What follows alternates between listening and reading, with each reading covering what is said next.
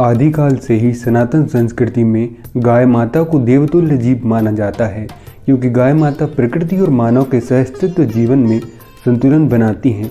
और गाय विभिन्न रूपों में अर्थात आध्यात्मिक, सामाजिक, प्राकृतिक, आरोग्य व आर्थिक महत्व मनुष्यों को प्रदान करती हैं। और गाय माता का सबसे बड़ा महत्व है आध्यात्मिक महत्व। सनातन धर्म में अध्यात्म का अर्थ होता है स्वयं का अध्ययन करना, या सरल अर्थों में परमात्मा की प्राप्ति करना ही अध्यात्म है। और हमारे सनातन धर्म में वेदों की बड़ी महिमा है, और वेदों में ही गाय माता के लिए कहा गया है अघन्या, अर्थात किसी भी स्थिति या अवस्था में न मारे जाने वाला प्राणी है गाय माता। ऋग्वेद में वर्णन मिलता है कि सनातन धर्म में जितने भी अनुष्ठान व हवन यज्ञ आदि किए जाते हैं, उनका हविष अर्थात यज्ञ से उत्पन्न ऊर्जा वातावरण को शुद्ध करती है व देवताओं को ऊर्जा प्रदान करती है।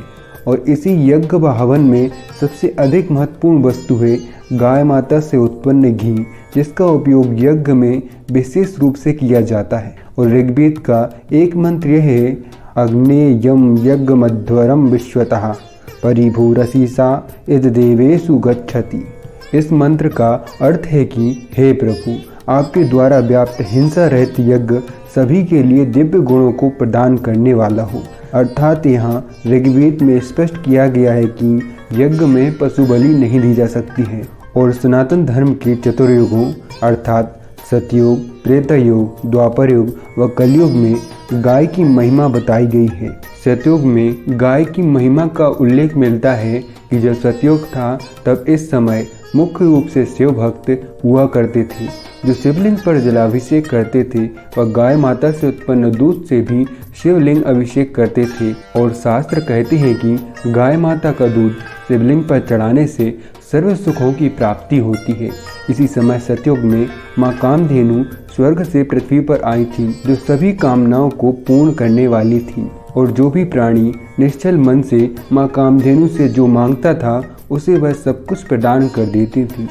त्रेता युग में जब प्रभु श्री राम जी का धरती पर अवतार हुआ था, उससे पहले यज्ञ हुआ था संतान उत्पत्ति के लिए।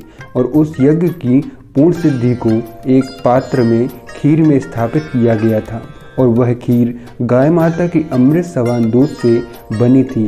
और जब राजा दशरथ जी के यहाँ पुत्र हुए, तब राजा दशरथ ने सभी ब्राह्मणों को गोदान दिया, क्योंकि शास्त्र कहते हैं कि गोदान से बड़ा कोई दान नहीं होता है।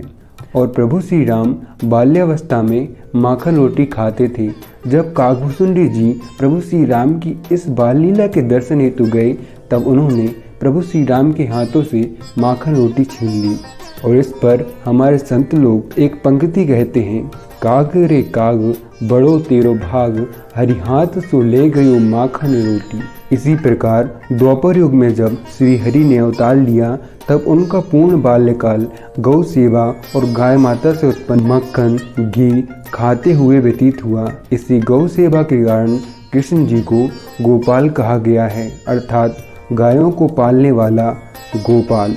और जब यशोदा मैया गाय माता के दूध से मक्खन बनाकर रख देती थीं, तो हमारे कृष्ण कन्हैया माखन चुराकर खा लेते थे। और इसी पर कृष्ण जी की एक पंक्ति हमारे समाज में प्रचलित है कि मैया मैं नहीं माखन खायो, अर्थात बाल्यावस्था में माखन खाने के बाद कृष्ण जी मधुर वाणी में माँ यशोदा से कहते हैं कि मैया मैंने माखन नहीं खाया। यह श्री हरि का कृष्ण अवतार गाय माता की महिमा बताता है। और गाय माता की सेवा स्वयं श्री हरि ने की हो, उन गाय माता का सनातन धर्म में कितना महत्व होगा यह बताने की आवश्यकता नहीं है। हमारे शास्त्र व पुराणों में गाय माता का अनुपम आध्यात्मिक महत्व यह है कि जब हमारे भारतवर्ष व संपूर्ण विश्व में मंदिरों में पूजा व आरती की जाती है, तब भगवान की महाआरती के बाद पंचामृत बांटा जाता है, जो गाय माता से उत्पन्न दूध से बनता है।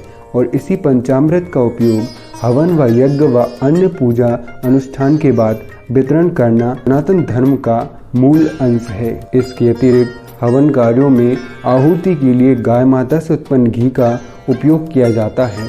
और इस पर शास्त्र कहते हैं कि जब अग्निदेव को घी का होम लगाया जाता है, तो बहुत बड़ी मात्रा में वातावरण शुद्ध करने वाली सकारात्मक ऊर्जा निकलती है, जिससे मनुष्य का मन भी सकारात्मक हो जाता है। और सनातन धर्म में ही गाय माता के 4 चरणों को मनुष्य के मूल धर्म अर्थात धर्म, अर्थ, काम व मोक्ष के रूप में बताया गया है, क्योंकि गाय ही मानवता की सिरोधार है।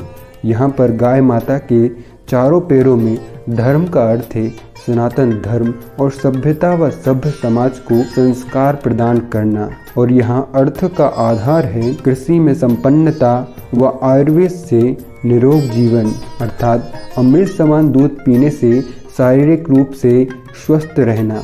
और यहाँ काम का अर्थ है गोवंश की वृद्धि और अंतिम मोक्ष का अर्थ है सुख, शांति व समृद्धि प्राप्त कर स्वयं का कल्याण करना, क्योंकि जहाँ मनुष्य हमेशा स्वस्थ रहेगा वहाँ मनुष्य सदैव प्रसन्न रहता है। यह गाय माता के कुछ आध्यात्मिक महत्व हैं, क्योंकि गाय माता का वर्णन तो शास्त्र भी नहीं कर सकते। इसलिए गाय माता में 33 कोटि देवी देवताओं का निवास माना जाता है, जो सबका कल्याण करने वाली हैं। जय गौ माता।